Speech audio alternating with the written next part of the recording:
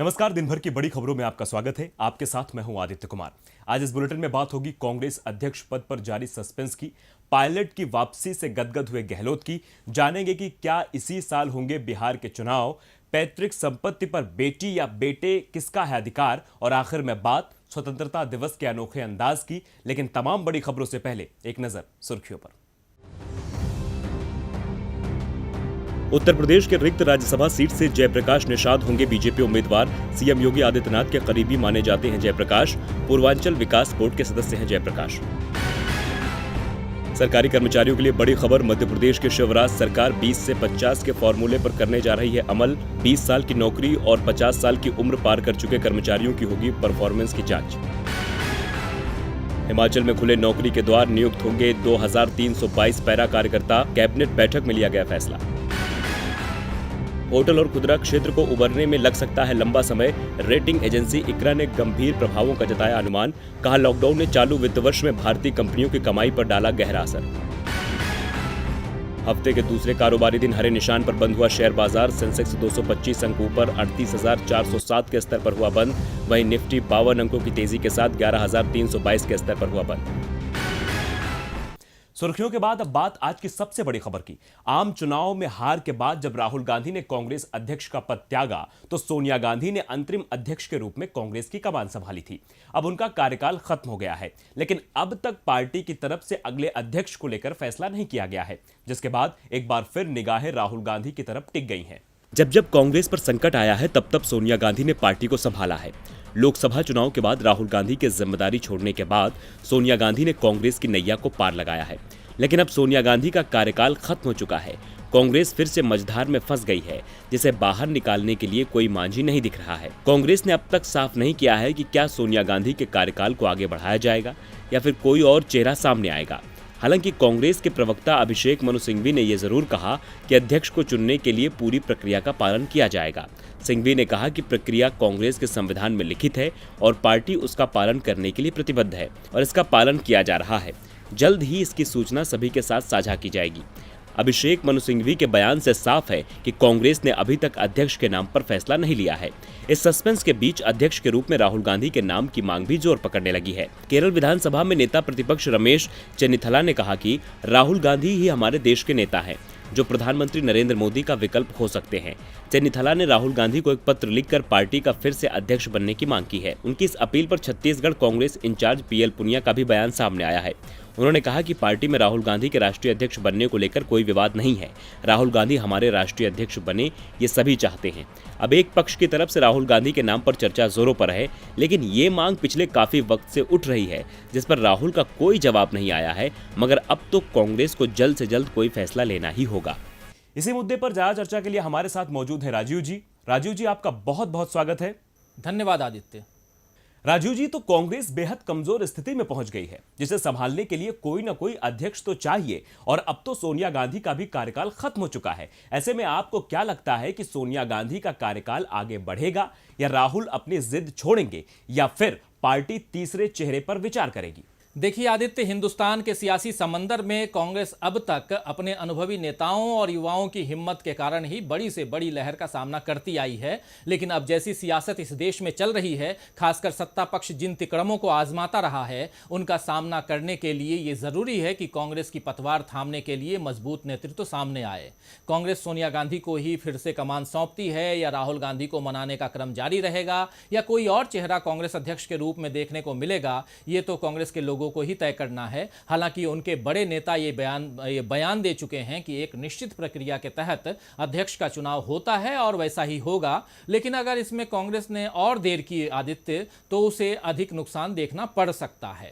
देश भर में नेताओं के टूट यानी कांग्रेस नेताओं के टूट कर भाजपा में शामिल होने का सिलसिला हम देख रहे हैं जो जारी है। इस बिखराव को रोकने के लिए भी एक सक्षम नेतृत्व की जरूरत है। सोनिया गांधी बखूबी इस जिम्मेदारी को संभालती आई हैं और इस बार भी उनके नेतृत्व में पार्टी पार्टी ने झारखंड और महाराष्ट्र में गठबंधन सरकार बनाई है, लेकिन केवल उन पर कितना भार डाला जा सकता है। राहुल गांधी पिछले साल अध्यक्ष पद पर लौटने की अनिच्छा जतला चुके हैं। हालांकि उनके नेतृत्व में भी कांग्रेस ने हिंदी पट्टी के राज्यों में सरकार बनाई है। अभी वे लगातार मोदी सरकार की नीतियों और उनके फैसलों पर सवाल उठा रहे हैं, लेकिन राहुल गांधी भी अकेले कब तक विपक्ष का काम करते रहेंगे। उनका साथ देने के लिए कांग्रेस के बाकी नेताओं को भी लगातार अपनी सक्रियता दिखानी होगी और जनता से सीधा संवाद करना होगा। तभी गांधी परिवार के बाहर भी नेतृत्व की तलाश पूरी हो पाएगी।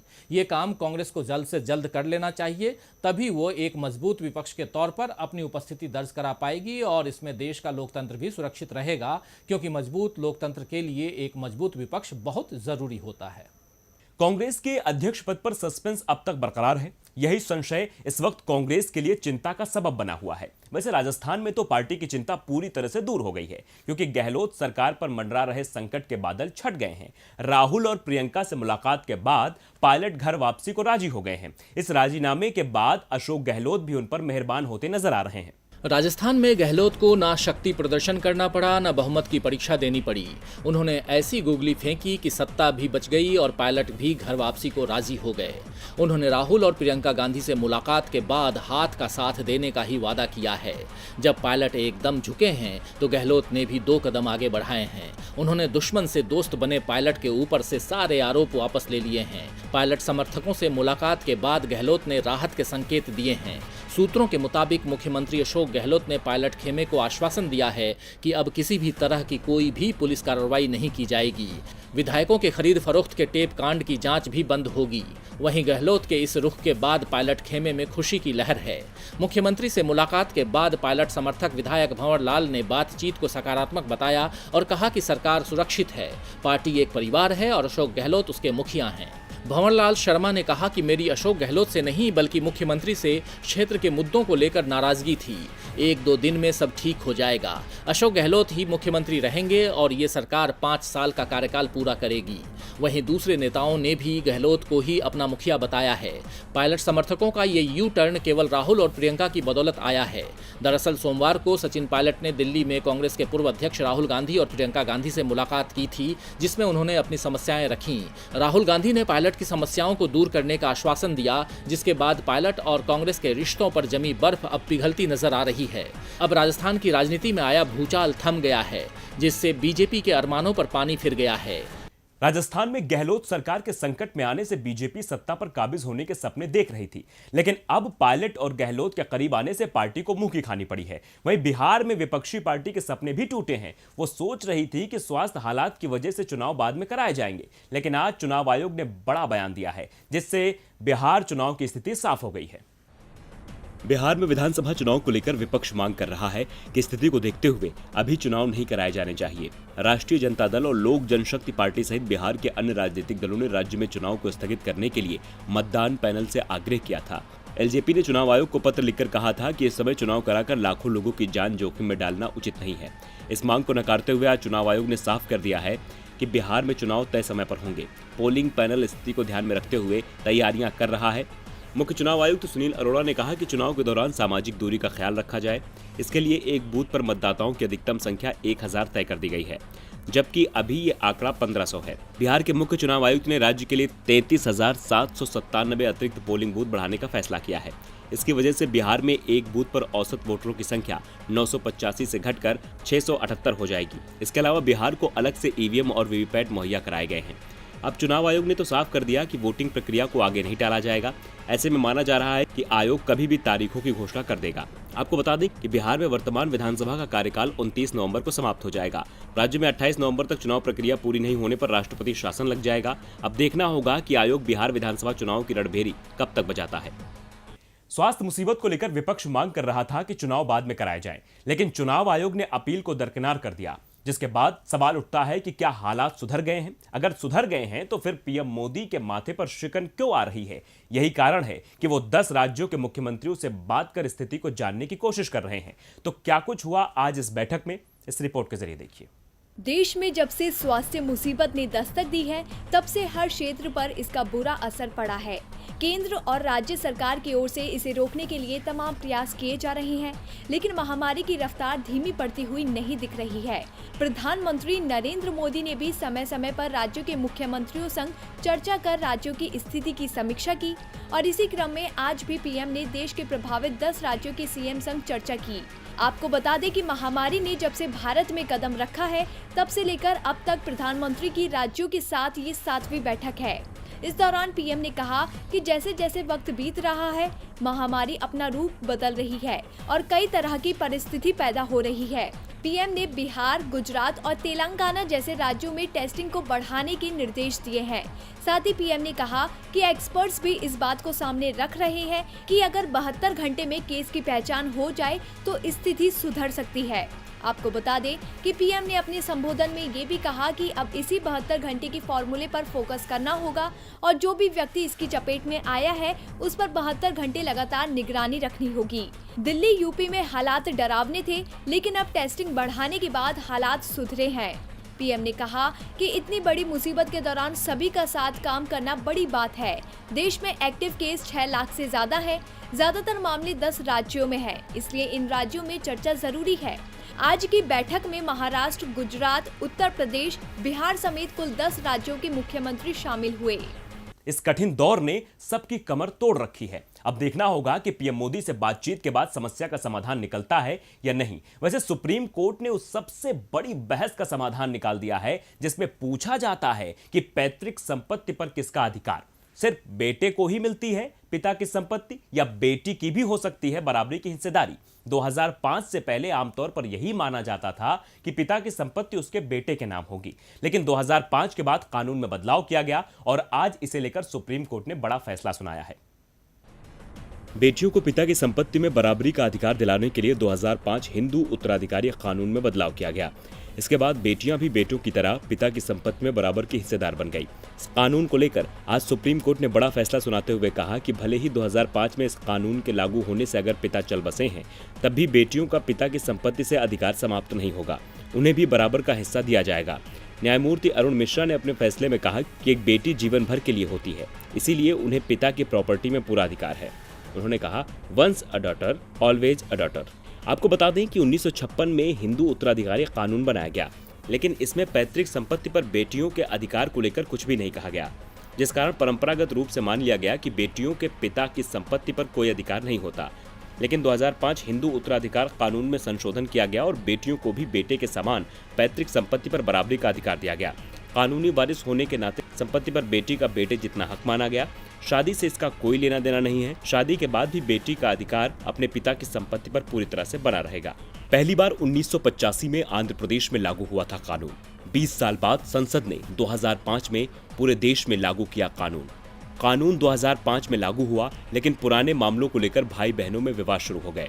भाइयों ने बहन को संपत्ति में अधिकार देने से इसलिए मना कर दिया कि कानून लागू होने से पहले ही चल बसे थे पिता, जिसके बाद कई मामले सुप्रीम कोर्ट पहुंचे और कोर्ट ने फैसला सुनाते हुए साफ कर दिया कि 9 सितंबर 2005 से पहले अगर किसी के पिता नहीं हो तो भी बेटियों को संपत्ति में बेटों के बराबर हिस्सेदारी मिलेगी। अब ये समझ लेते हैं कि बेटियों का किस प्रॉपर्टी पर अधिकार होगा और किस प्रॉपर्टी पर नहीं। दरअसल हिंदू कानून के तहत प्रॉपर्टी 2 तरह की हो सकती है, एक पिता के द्वारा खरीदी हुई और दूसरी पैतृक संपत्ति होती है, जो पिछली पीढ़ियों से बेटे को ही मिलती आई है। लेकिन कानून के अनुसार बेटी हो या बेटा, ऐसी प्रॉपर्टी पर दोनों का जन्म से बराबर का अधिकार होता है। कानून कहता है कि पिता इस तरह की प्रॉपर्टी को अपने मन से किसी को नहीं दे सकता है, यानी इस मामले में वह किसी एक के नाम वसीयत नहीं कर सकता है।